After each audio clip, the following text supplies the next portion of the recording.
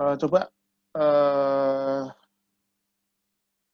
ya, oke. So, kita mulai ya.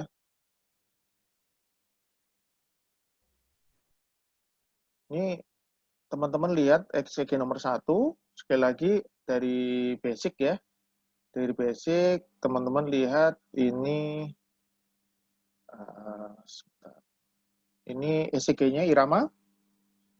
Ada yang langsung mau jawab? Irama sinus apa enggak? Irama sinus ya, jelas ya. Bisa jawab lewat chat aja, langsung diketik. Irama sinus, karena kita lihat ada satu P yang diikuti oleh satu GRS ya. Ini satu P diikuti oleh satu GRS. Ya. Kemudian pertanyaan kedua, kalau misalnya setelah pertanyaan pertama kan ada 7 langkah ya. Langkah pertama irama sinus apa enggak. Yang pertanyaan kedua, irama. Nah, ini kalau saya buka gini, saya enggak lihat. Oke. Kedua, rate dan rate-nya berapa kali per menit. Nah, kita lihat rate-nya berapa kali per menit. Ini kira-kira ada berapa kotak? Ada sekitar 4 kotak besar. 1, 2, 3, 4. Ya, berarti kira-kira sekitar 75 kali per menit. Ya. Aksesnya normal enggak? Kita lihat aksesnya di 1 positif, AVF positif. Berarti normal. Kemudian langkah berikutnya kita lihat PR interval. Kalau teman-teman lihat PR intervalnya normal enggak kira-kira? Ini lihat kita di sini, ini kelihatannya agak memanjang ya. Kita lihat di sini yang di lead 2. Awal P-nya ada di sini. Nah, ini di sini. Kurang lebih sekitar 1, 2, 3, 1, 2, 3. 6 kotak kah? Atau 5 kotak? Sayangnya kalau EKG yang real banget kita akan lihat lebih pasti ya. Tapi kalau lihat di sini, ini 3, mungkin 0,2 lebih sedikit ya. Ya, ini lihat nih sampai ini ya. Kira-kira 5 kotak lebih sedikit, 5,5 kotak. 5,5 kotak berarti udah termasuk memanjang.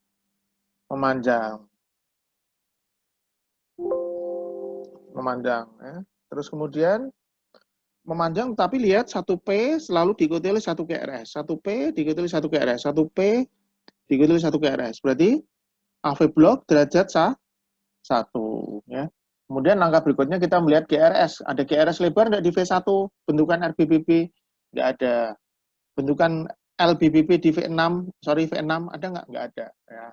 Kemudian kita masuk ke langkah ketujuh yaitu melihat ada tidaknya koroner. Nah, begitu kita masuk ke koroner, di sini kita lihat bahwa ternyata apa coba?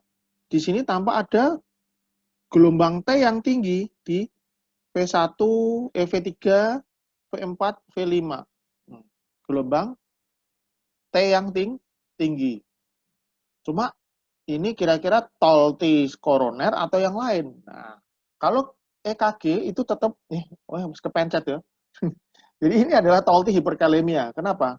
Karena satu EKG itu tetap harus kita hubungkan dengan klinis ya. Kalau pasiennya ini nyeri dada yang hebat dan khas ke arah koroner, kita akan berpikir ini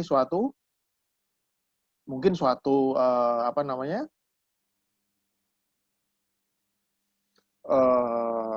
awal dari STEMI ya, early STEMI ya. Tetapi ketika kita lihat ini ada pasien dengan renal failure ya, ada renal failure. Jadi kita berpikir ini siapa tahu suatu hiperkalemia. Dan memang kalau kita lihat ya, kita lihat di sini T-nya di sini, T-nya apa? T-nya tinggi dan lancip. Nah, nanti kita lihat di sini ya. T-nya tinggi dan lancip. Nah, di sini kalau T yang T itu ada 3 macam ya, gampangnya gitu. Yang pertama adalah kalau yang hiperkalemia, di mana T-nya itu ramping. Kemudian ada yang hiperakut iskemia, jadi T-nya tinggi tetapi dia agak lebar. Nah, kalau yang ini, yang khas banget seperti, nah ini, menara Eiffel. Nah itu khas untuk hiperkalemia. Tapi bisa juga TOLT ini sebenarnya cuma normal varian loh, kayak gini nih. Di mana dia biasanya agak asimetrik dan tidak tidak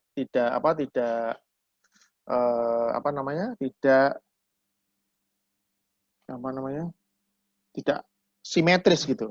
Nah, jadi kesimpulannya EKG tadi adalah irama sinus, AV block derajat 1 dengan Tolti ya. Oke, ada pertanyaan? Masalahnya tuh saya tuh melihat chatnya harus bolak-balik tak klik ya. Kenapa ya? Kenapa kok ininya selalu gini? Oke, coba tak cek lagi. Ada pertanyaan dari nomor 1? Kalau hiperkalemia berapa kotak?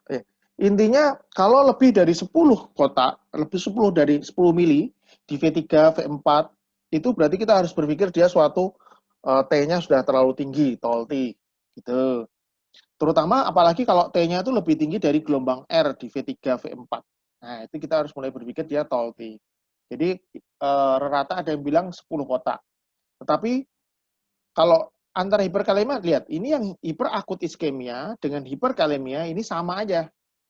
Sama-sama, apa namanya, Tolti, T-nya juga sama tingginya nih.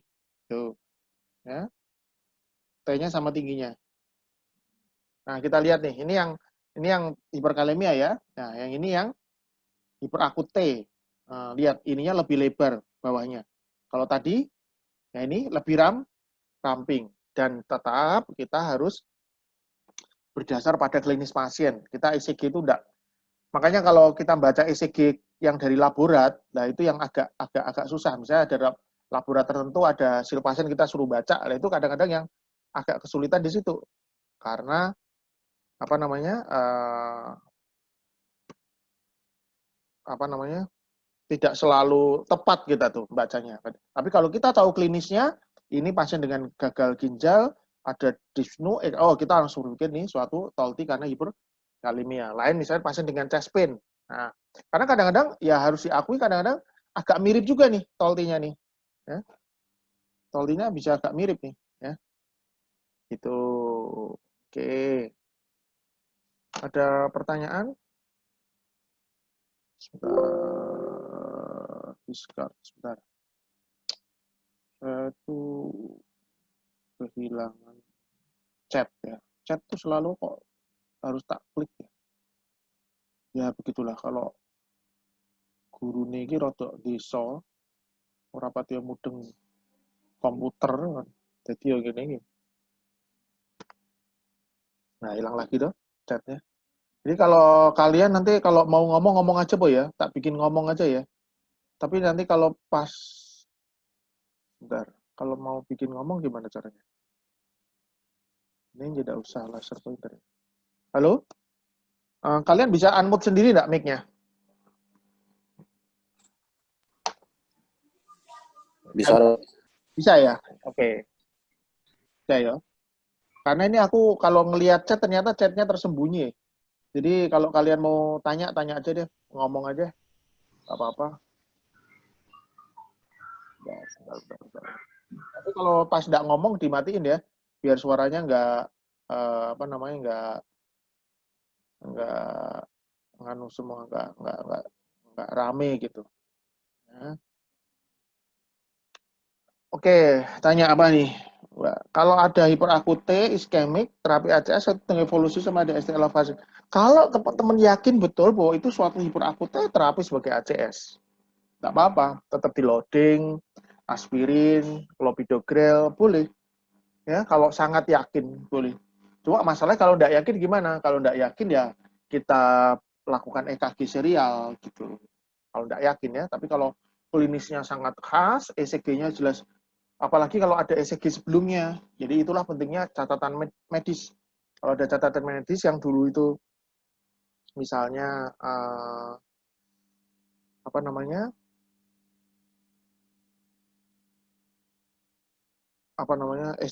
Toltinya normal, nggak gelombang T-nya normal, sekarang T-nya tinggi lah, kita yakin banget tuh. Tapi kalau misalnya pasiennya diabetes, hipertensi, kolesterol, usia, dan nyeri dadanya khas, tidak ada gejala, ya boleh di loading dulu, dikasih heparin, di loading, nggak apa-apa, itu kalau menurut saya. Walaupun menurut guideline, kalau STEM itu harus ada, kita yakinkan ada ST elevasi. Tapi kan kita juga secara realistis melihat pasien.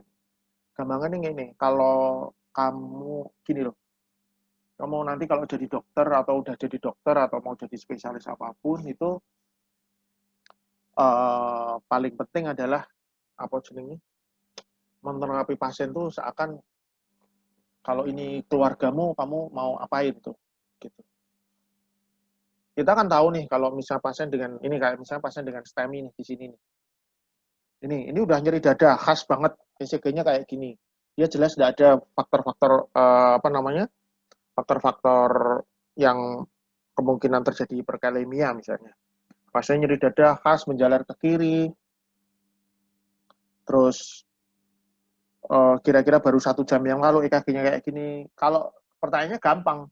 Kalau ini kira-kira pamanmu atau bibimu, kamu kasih aspirin apa enggak? Apa kamu mau tunggu dulu? Nah, disinilah akhirnya kita harus melakukan yang terbaik dengan pada pasien, gitu. Jadi tetap kalau melihat klinisnya itu kalau menurut saya. Tapi kalau kamu mau patokan betul ke guideline, dia harus tunggu ST elevasi. Kalau ke guideline, STEMI itu ya ST elevasi, bukan TOLTI. Tapi kita tahu kalau pasien seperti ini kita harus tetap berpikir suatu ACS kalau memang cirinya sangat sangat khas gitu. Ada pertanyaan lagi? Ini aku terus terang chatnya itu kadang-kadang hilang sendiri. Jadi kalau aku nggak jawab ya kalian ngomong wae ya. Kan bisa speakernya bisa di ini. Begitu aku masuk ke sini chatnya hilang. Ya wis. Oke. So, nomor 2 ini apa? Irama sinus apa enggak? Kita lihat gelombang P-nya yang jelas tidak tampak. Loh dok, itu ada jendulan kecil tuh apa? Ini, ini adalah gelombang T. Ini gelombang T. Di sini ya, T-nya terbalik. Tapi ini T. Ini T. Ini juga T. Terus P-nya mana? P-nya tidak tampak. Nah, kalau teman-teman udah belajar dari basic yang 7 langkah itu dan sudah melihat di atas-atas kan ada itu tentang aritmia itu, ada bagian aritmia. Kalau ECG teratur, cepat, QRS-nya sempit ya nih, QRS-nya sempit. Berarti apa ini? Suatu SVT ya, jelas nih suatu SVT. Saya kira gampang kalau ini ya. Oke, ada pertanyaan tentang nomor 2, teman-teman? Ngomong aja ya lewat mic ya. Kalau iso tak jawab, iso ya wis. Nggak ada ya. Oke, SVT dengan akses LAD ya boleh. Aksesnya kok LAD toh? Normal ya benar. Karena satu positif, APF positif, so normal ya. Kita lanjut deh nomor 3. Nomor 3. Oh, metu kunci nih. Oke. Irama sinus enggak? Irama sinus ya. Ini ada 1P, dikit 1 GRS, 1P, 1 GRS, 1P, 1 GRS ya.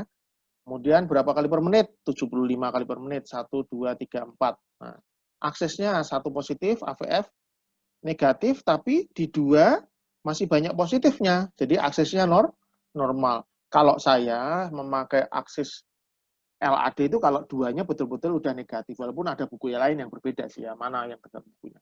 Kemudian langkah berikutnya apa? PR interval. PR intervalnya kelihatannya masih normal. Terus kemudian GRS lebar ada enggak di V1? Enggak ada. V6 enggak ada. Hipertrofi enggak ada ya. Nah, kita masuk ke nomor 7 yaitu lihat koroner. Nah, koroner yang paling harus dicari pertama adalah ST elevasi. Kita lihat di sini. Oh, ini ST elevasi kelihatan. Ini slightly ST elevation. Tapi tidak terlalu khas. Kalau yang sini khas banget ya. Ini ada sebenarnya sih kalau dilihat nih. Ini ST elevasi. AVL jelas ada ST elevasi. ST elevasi itu dibandingkan apa sih?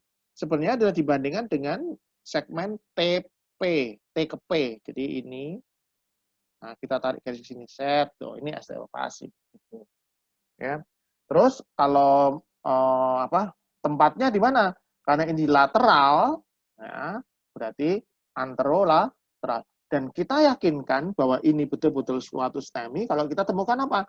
ST depresi, di mana? Di kebalikannya, resiprokal. Ingat, resiprokalnya 1 sama AVL apa?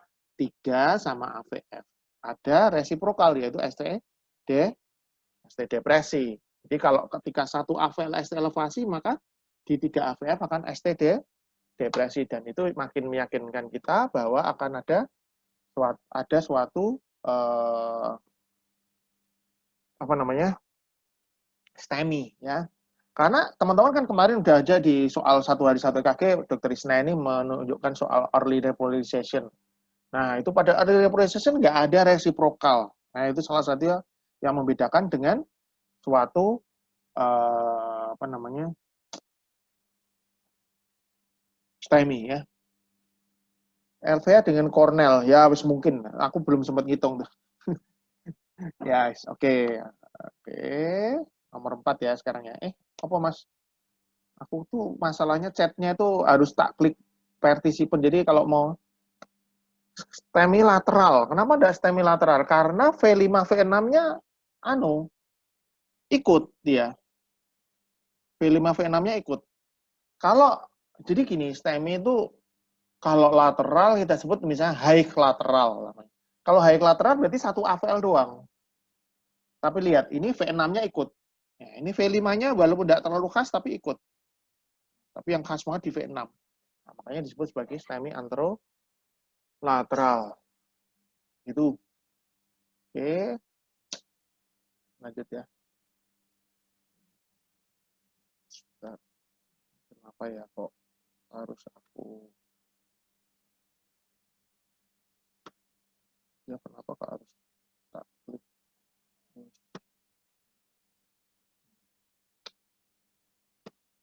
Oke, sekarang nomor 4. Nomor 4, irama sinus apa enggak nih? Kita lihat. Kita lihat irama sinus apa enggak. Ayo, irama sinus apa enggak, teman-teman? Chatnya malah hilang.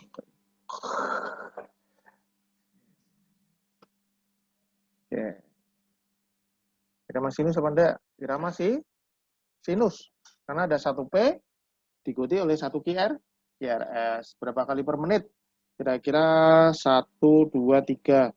Ya 90 lah. Kurang sedikit ya. Karena kalau 1, 2, 3, 4 kan 75. Kalau kira-kira tengah-tengah di sini 80. Kalau mepet ke sini berarti 90-an. Mungkin kalau dihitung 1.500 baru ketahuan ya, mungkin 88 atau 87. Oke, irama sinus bisa kita anggap 90 kali per menit. Aksesnya normal enggak? Lihat 1 positif, AV masih positif. Sonor normal. PR interval, tak, oh normal, ya kan? Terus QRS lebar di V1, V6 enggak ada. Terus left atrium juga left atrium, ada pembesaran left atrium enggak? Atau ventricle. Di sini memang lihat ini agak lebih dalam ya. Oke. Jadi ciri khas kalau kita lihat pembesaran atrium kiri adalah harusnya P itu naik sama ke bawah itu sama. Ketika ini lebih banyak ke bawah, maka kita harus curiga ini suatu P mitral. Ya, ini lebih banyak ke bawah. Di lead 2 tapi P mitralnya tidak begitu jelas.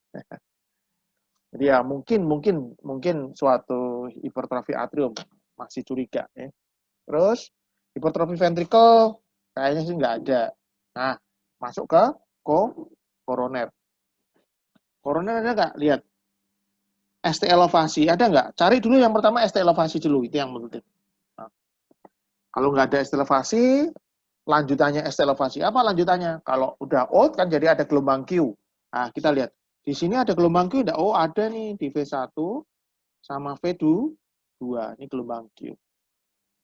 Kalau yang ini masih R, ada R-nya. Ya, gelombang Q, QS, gelombang T inversi di sini. Kalau T inversi di V2 nggak selalu ya, itu nggak selalu corona. Tapi yang jelas gelombang Q ini menyebabkan suatu curiga old myocardial infarct. Dan khasnya lagi adalah karena lihat, yang lain itu T-nya inversi. Jadi benar-benar dia suatu ke arahnya ke koroner. Karena apa? Kadang-kadang ada teman-teman kalau udah ngikutin yang di grup besar, itu ada poor progression of R. Itu kadang-kadang R-nya masih kecil tuh kayak gini nih, masih kecil, kelihatan kayak kecil R-nya. Tapi bisa juga karena left ventricle hypertrophy misalnya, itu bisa. Tapi kalau ini ada ini ditambah T-nya inversi di lihat nih. anterior luas, inferior juga. Jadi ini pasien betul-betul ke arah koroner. Terus apalagi? Yang khas ada yang di dalam ECG ini yang mungkin belum tak omongin. Ayo, apa? Teman-teman. Langkah ke-8. Langkah ke-8 itu lain-lain sebenarnya. Apa yang langkah ke-8? Kalian sebenarnya harus juga menghitung QT interval. Nah, ini QT intervalnya memanjang nggak kira-kira? Halo? QT intervalnya memanjang nggak? Memanjang. Kenapa? Nah, nanti tak ajari. Ya. Jadi, ini ECG-nya adalah OMI sinus, OMI anterosetal, ischemic envelope, dan ada prolong QT. Salah satu penyebab prolong QT adalah pada pasien dengan koroner.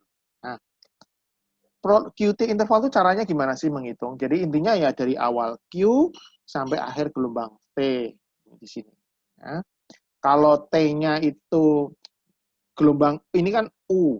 Nah, gelombang U-nya itu benar kelihatan terpisah ya. Gelombang T-nya di sini nih, di garis gini set ke bawah. Nah, ini di sini. Tapi kalau T sama U nyambung ya udah di sini aja. Ini ketemunya di sini. Nah, gelombang T ini. Nah, QT ini dari sini awal Q sampai akhir gelombang T. Awal Q sampai akhir gelombang T. Nah, ada beberapa cara menghitung ya. Saya kira teman-teman ada ini, ada yang lain-lain ya, gampang tinggal mengisi aja. Ada budget formula dan lain-lain. Bahwa intinya paling simpel adalah kalau di atas 500 berarti harus hati-hati karena ada peningkatan risk of torsade boang. Kalau mau ngapalin yang ini ya boleh, tapi kalau saya kalau masih di bawah 500 oke lah gitu. Di atas 500 dah. Ini cara paling singkat adalah melihat normal QT harusnya biasanya kurang dari separuh RTR. Jadi kita lihat di ECG tadi, kita lihat nih QT-nya bagaimana? Nih, misalnya yang ini ya.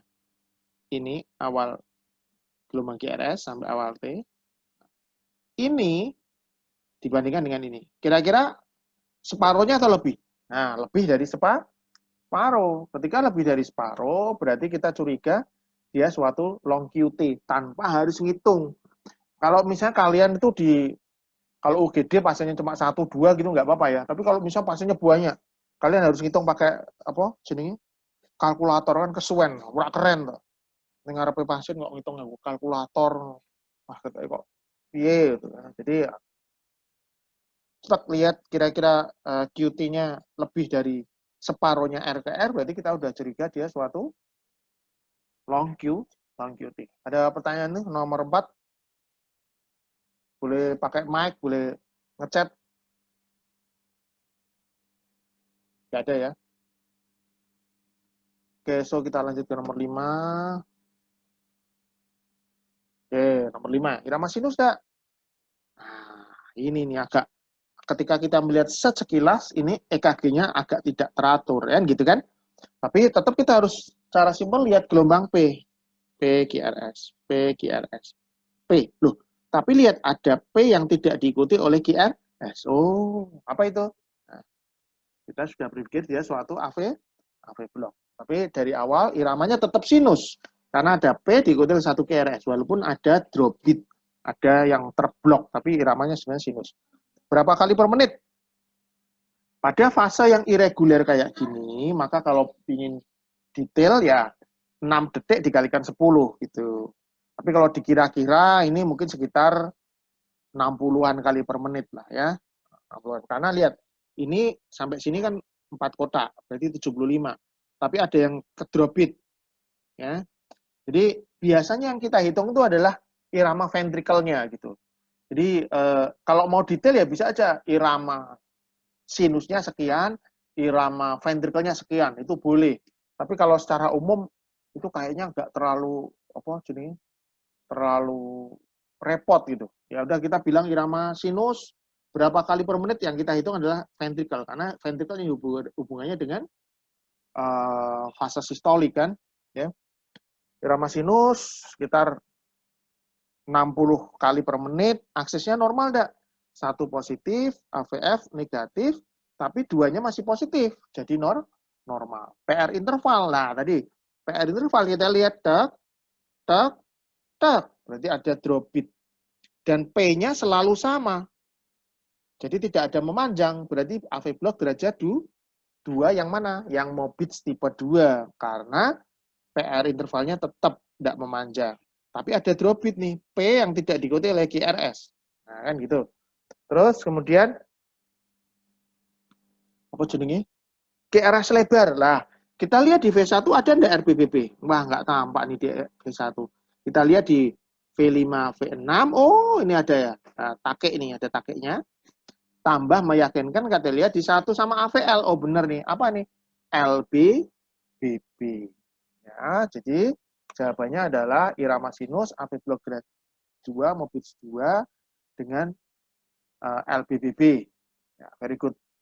Ada pertanyaan? Nggak ada ya? Gampang kok. Kita masuk langsung ke nomor 6.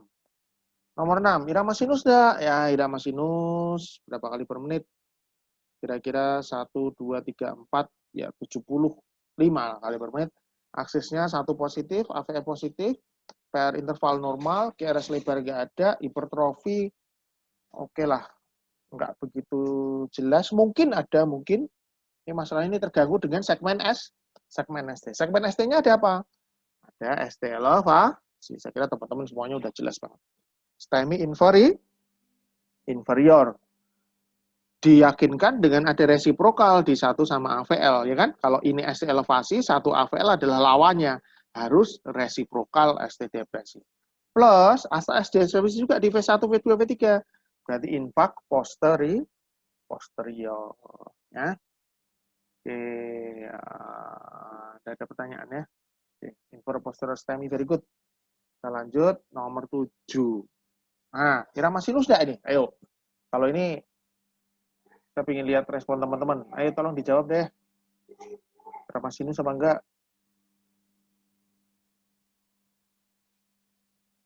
Kalau mau ada yang jawab, pakai suara atau lewat chat. Sinus enggak? Halo? Bukan. Oke, Mbak. Bukan, Dok. Bukan. Apa berarti kira-kira? Ini siapa nih?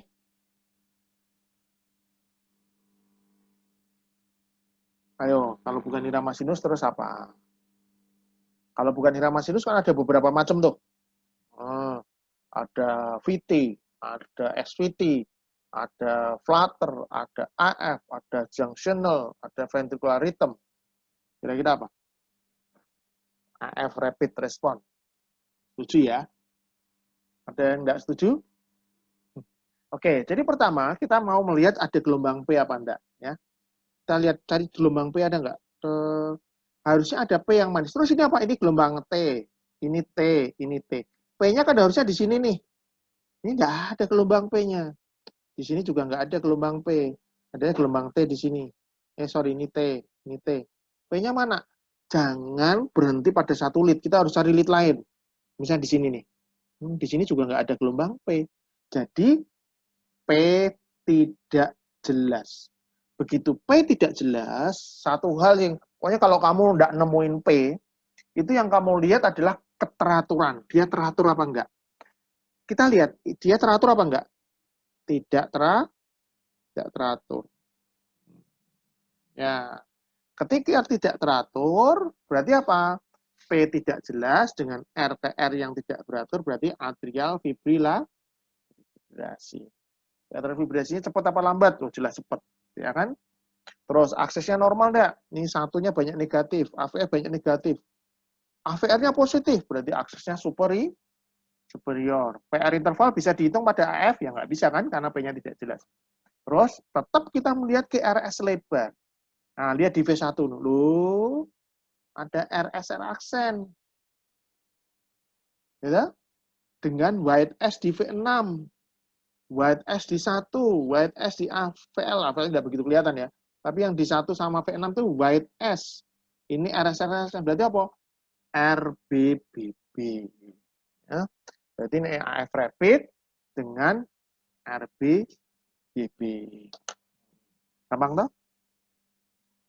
Oke, ada pertanyaan untuk nomor 7. Jangan terjebak dengan VT ya, karena VT kadang-kadang teman-teman hanya melihat QRS-nya lebar doang, tetapi Kalau VT dia relatif harus teratur, benar, Mbak Putri. Kalau VT dia relatif teratur. Lihat, ini irregular. Irregular nggak? Lihat di bawah. VT bisa nggak agak irregular? Bisa. Tapi harusnya irregularnya ya sedikit aja. Ini kelihatan sangat irregular. Jadi lebih khas ke arah suatu atrial fibrilasi. Walaupun QRS-nya lebar.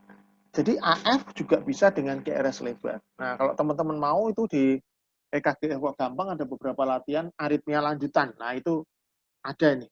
AF dengan RBBB, BDN dengan VT itu ada. Ini sebenarnya semuanya udah ada semua. Oke, so kita lanjut. Nah, nomor 8. Irama sinus apa enggak? Nah, sinus apa enggak? Ayo. Nah, ini. Ayo, sinus apa enggak nih? Yang jawab.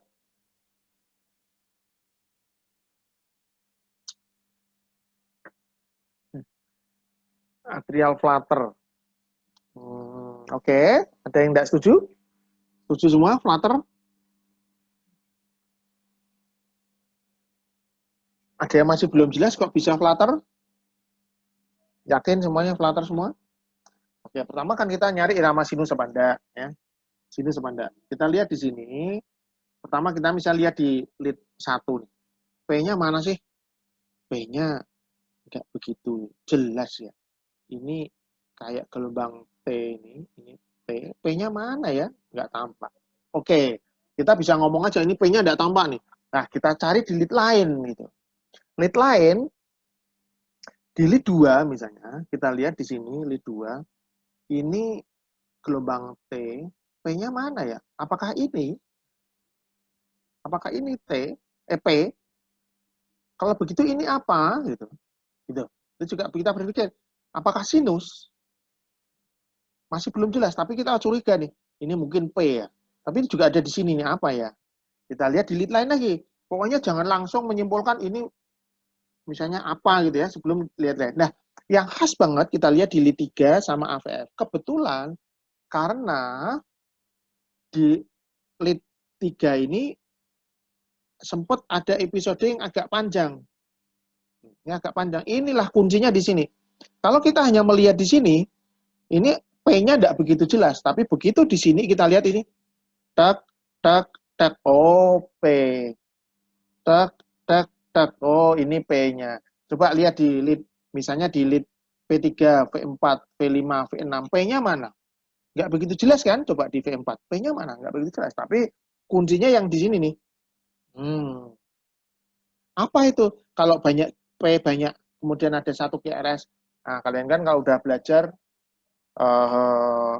di EKG kok gampang seri saya itu, kalian bisa lihat ada kita belajar tentang atrial fibrilasi sama atrial flutter.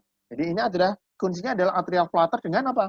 Variabel blok. Jadi atrial flutter ada 2, yang bloknya tetap sama bloknya bervariasi. Jadi flutter itu sebenarnya adalah kalau ada ini. Terlihat paling jelas lead 2, 3 sama A, PF. Di mana dia ada suatu sirkuit gitu ya, muter-muter gitu. Nah, lihat. Ini flutter. Yang bloknya tetap 1, 2, 3, 4 QRS. 1, 2, 3, 4 QRS. 1, 2, 3, 4 QRS. Nah, itu flutter dengan blok yang tetap. Nah, kalau ini blok bervariasi. 1, 2, 3, 1, 2, 3, 1, 2, 3. Ini tetap juga deh, maaf. Ini tetap juga. Nah, kunci dari tadi ini, atrial flutter dengan variabel, kalau kamu tidak begitu jelas adalah dibalik. Nah, caranya balik gini. Nah, ini. Lihat. Kamu balik. Lihat, ini kan tadi gini kan. Gini.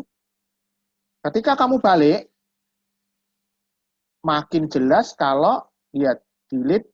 Oh, ininya makin jelas kan? Di 2, makin jelas kan? Ini makin jelas. Tadi waktu di sebelumnya, yang di lead 2 ini tidak begitu jelas nih. Tapi begitu dibalik, jadi kelihatan jelas. Ini. Ternyata di V1 juga kelihatan jelas. Jadi intinya, kadang-kadang kita ada trik, kita balik. Karena tadi termasuk atypical flutter, jadi dia P-nya terbalik ya, ke bawah gitu. Tapi ketika sini kelihatan, oh dia dengan dibalik kelihatan gelombang P-nya lebih jelas. Ya, Nah, membedakannya dengan atrial fibrilasi gimana? Kalau atrial fibrilasi P-nya nggak ada gigi gergajinya. Ini yang variabel blok. Dia memang agak irreguler, tapi ada pola. Ini sama dengan ini, sama dengan ini. Ini sama dengan ini. Ya kan? Kalau pada atrial fibrilasi, ininya tidak ada pola, wes rak karuan. Ini tidak karuan. Ya. Oke, ada pertanyaan untuk soal ini? Nggak ada ya, semuanya udah pinter-pinter semua. Oke, so kita lanjut. Udah mau selesai.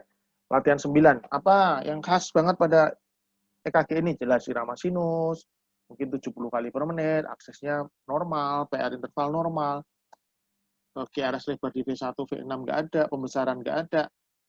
Kemudian masuk ke koroner. Jelas ada STL apa? C. B23 AVF. Berarti STEMI inferior. Kalau STEMI inferior, ada resiprokal. Kelihatan teman AVL sangat khas. Terus ada ST depresi di V1, V2. Kemungkinan aja posterior infarct juga. Ya. Oke, nomor 10 juga sama ini, hampir sama. Irama sinus ya, irama sinus berapa kali per menit. Nah, sampai langkah ke-7, teman-teman lihat ST elevasi. Tapi ini sudah ada gelombang Q. Tapi ini masih ada R-ring ya. Jadi belum bisa disebut gelombang Q ya, masih ST elevasi doang. Inferior lateral ini juga agak tinggi ya di sini ya. Ada ST depresi di V1, V2 berarti suatu posterior infarct. Nah, kalau pada ECG kayak gitu tadi, terutama kalau lead 3 itu lebih tinggi daripada lead AVF, ST elevasinya, ini lead lebih tinggi sedikit ya, maka kita harus melihat lead ventricle kanan. Karena kalau inferior di sini, kalau sumbatannya di sini, berarti ada cabang RV branch di sini. Sehingga kita harus melihat RV lead. Karena kalau posterior lead juga mungkin ini di sini. Kalau ada ini, kadang-kadang V7, V8, V9 bisa ada ST elevasi. RV branch, RV leads juga harus dilihat. Nah ini, di sini. Elevasi V3, V4. Karena ada obat kayak nitrat, morfin yang tidak boleh diberikan kalau ada right ventricular infarct. Begitu. Oke, so kalau nggak ada pertanyaan, tak tutup. Oke. Hepatologis terbentuk kondisi berapa jam? Itu memang variasi antara pasien ya, bisa dalam beberapa jam, 1-2 jam udah bisa terbentuk gelombang Q. Kita pernah dapat. Jadi tidak ada patokan betul bahwa ini kalau sudah ada Q berarti dia lewat dari 6 jam itu nggak ada. Jadi itu tergantung dari masing-masing pasien. Gitu. Tapi kalau dibilang rata-rata itu kalau sudah lewat dari 3 jam itu sudah mulai ada gelombang Q. Apakah langsung apa?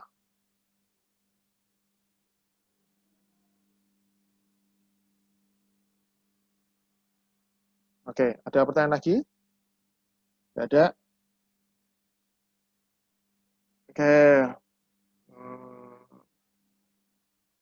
Apa Mas Jeffrey? Kalau Q patologis pada orang yang pernah AMI selalu ada. Kalau itu memang betul-betul Q patologis biasa ya memang terkaitnya sama koroner. Q patologis itu. Asal Q patologis loh ya, enggak cuma gelombang Q tok loh ya. Ada gelombang Q yang bukan patologis ya. Misalnya di LIT3, di AVF itu kadang-kadang ada gelombang Q kecil gitu. Ya enggak ada infark. Q patologis apa?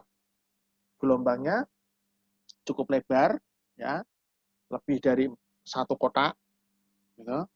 Terus minimal 25% dari R gitu. Kalau di AVL ada enggak gelombang Q? Ada. Itu namanya Q karena Q septal. Itu jadi bukan Q patologis. Jadi kalau Q patologis. Q patologis bisa berasal dari STEMI, bisa dari non-STEMI juga. Non-STEMI bisa loh jadi Q patologis. Tidak selalu harus STEMI. Ya. Oke, kalau nggak ada pertanyaan, kita stop ya pertemuannya.